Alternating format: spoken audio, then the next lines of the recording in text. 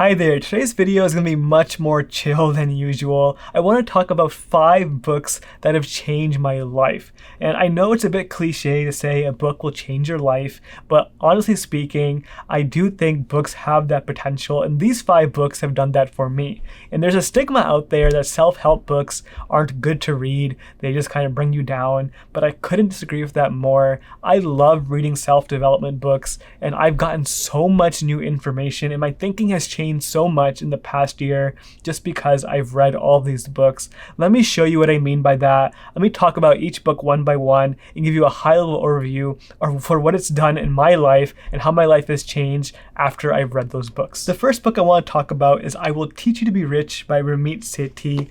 This book changed my life in 2 different ways. The first being, it really changed my life in the way where it got me into reading in the first place. Up until I read this book, I was only reading books for the purposes of school. Books being assigned to me rather than me picking them out on my own.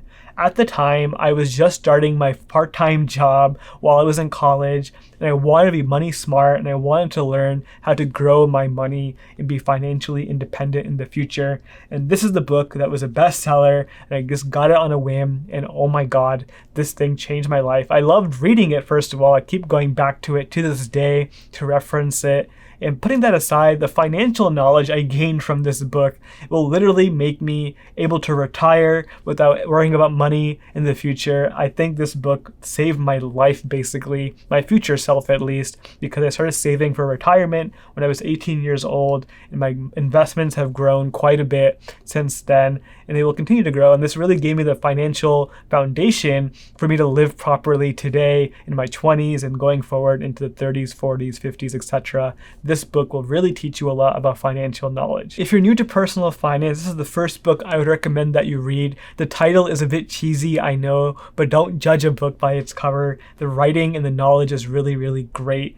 Putting that aside, I will say it is geared more towards a US audience. If you aren't in the US, look for a book in your country that is specific to your financial markets. This book is really meant for the US audience, but the basic principles will apply anywhere. The next book I want to talk about are The 5 Love Languages by Gary Chapman.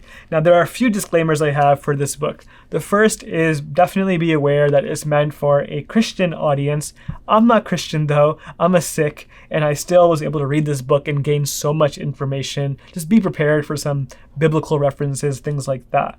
Also, second disclaimer, you don't have to be in a relationship or getting married or anything like that to read this book. I did buy this book because at the time I had just gotten engaged. I'm looking forward to getting married now in a few months, and this book taught me a lot about respecting other people's love languages. But that applies to any relationship in your life, not just a partner, but your family, your friends, your coworkers. There's one key lesson I learned from this book. You don't want to treat others the way you want to be treated. You want to treat them in the way that they want to be treated. Everybody has a different love language. And once you uncover one of the love languages that they have, you can really start appreciating people in a way that resonates with them more and more. I personally have a love language of acts of service. So when people treat me with acts of service, I really appreciate that. But I know my partner, she has a love language of quality time. So acts of service don't mean as much to her as quality time does. And there are other love languages in here that really help you understand how people work. This is a great book. I recommend reading it. It's very quick read, very easy read. It'll teach you so much. The next book I want to talk about is Boundaries by Henry Cloud. Now, this book really taught me a lot. Again, I got it because I was in a relationship and I wanted to understand what boundaries meant in a relationship, and I learned a lot about that.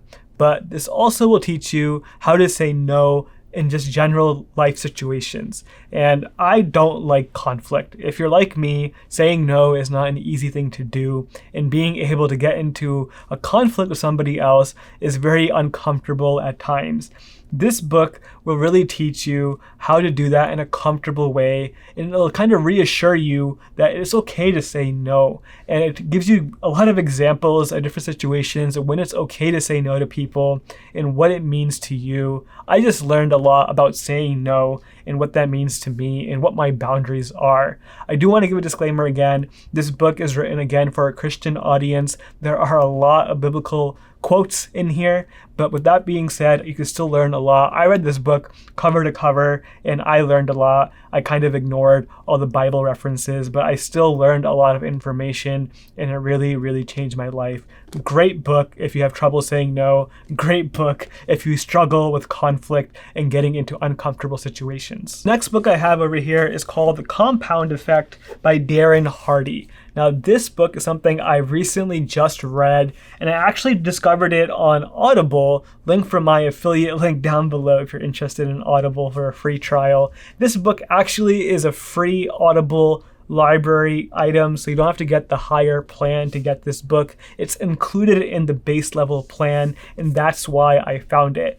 And I don't know how lucky I got finding this book, but this book really put all of my YouTube mindset stuff in one nice, easy to read book. I'm a huge believer in consistency, in working hard, making small changes that add up over time, and this book is all about that. If you want to be consistent and you want to see small changes compound over time, this book will teach you how to do it and why you should do it. There's a great example in this book, a great story about 3 different people. One person eats junk food, like a bag of chips, a small bag of chips every single day. The other person just eats normally every single day. And the third person makes a small change of eating some extra vegetables and going for a small walk every day.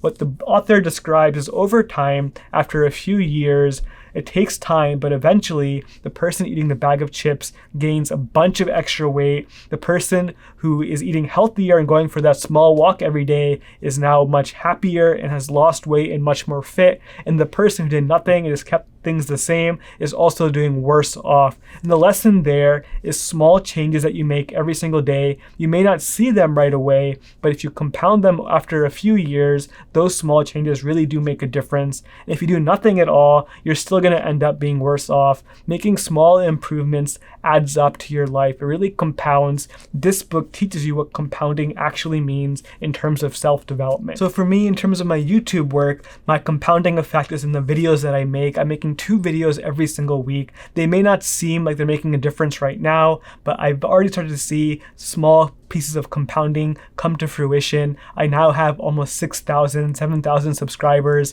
That is an amazing feeling right now. And I only started about a year ago. So this really, really comes into practice with the small things you do every day, whether it's for work or your personal life. The compound effect is something everyone should be aware of. The last book I want to talk about over here is Getting Things Done by David Allen. This book is great. However, I do want to recommend one more piece of literature that goes with this book. It's a blog post by Tiago Forte called Para. And I think the Para blog post, along with this book, go very, very well together. If I read this book by itself, it'll teach me all the basic principles of productivity. I read that and it changed my productivity workflow. However, actually implementing the stuff that's taught in this book would not have happened for me had I not read Tiago Forte's blog on Para. What Para is a system of implementing getting things done into your apps, like your Evernote or your Notion, whatever app you're using. The practical way of implementing it into your workflow is taught through Tiago's blog. But the basic principles, like the weekly review, the capture habit, all these small things that we should be doing to keep ourselves productive and organized, those are all taught in David Allen's book. I think those 2 things together make for a life-changing productivity overhaul of your systems. I did that earlier this year in 2021, and I can't believe it took me that long to do it. I think for the rest of my life now, my whole outlook on productivity is going to be different because I read this book and because I used Tiago's materials to implement it. So there you have it. These are the 5 books that have changed my life in recent memory. Link for all of these books down below in the description. Do me a favor before you leave right now, leave a comment down below with one book that you would recommend that's really left a big imprint on your life. It doesn't have to be a nonfiction book. It could be a fiction book, something that you read, but something that really made a difference in your life. Leave a comment down below. I want some new book recommendations. Thank you so much for watching. I'll see you next time.